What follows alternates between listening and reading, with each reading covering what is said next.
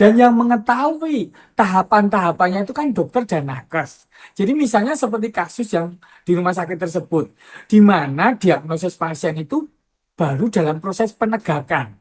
Karena diagnosis TB paru itu tidak hanya melalui gambaran infiltrat di ronsen, tetapi ada pemeriksaan yang lain.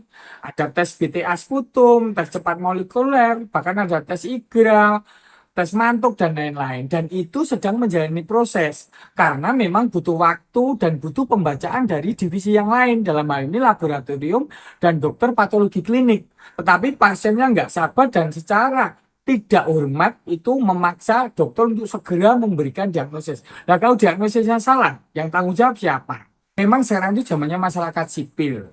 Bahkan sampai ada istilah no viral, no justice.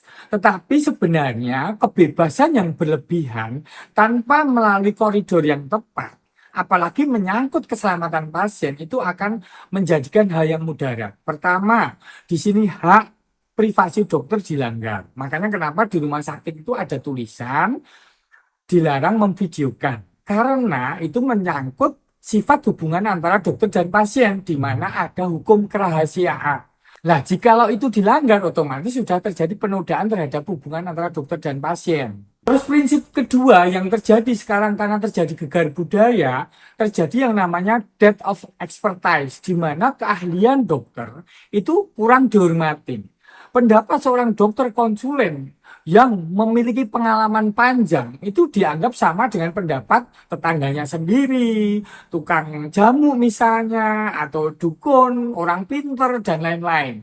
Jadi pasien itu seakan-akan merasa sok tahu, di mana pengetahuannya itu dikiranya setara dengan dokter. Jadi dalam hal ini tetap kembali lagi, dokter itu sebagai konsulen profesional, jadi harus dihargain supaya terjadi kesembuhan pada pasiennya. Ketika saling kepercayaan itu terjadi lagi, hubungan antara dokter dan pasien itu atas dasar kerelaan tetapi ada tanggung jawab, akan terjadi harmoni yang baik.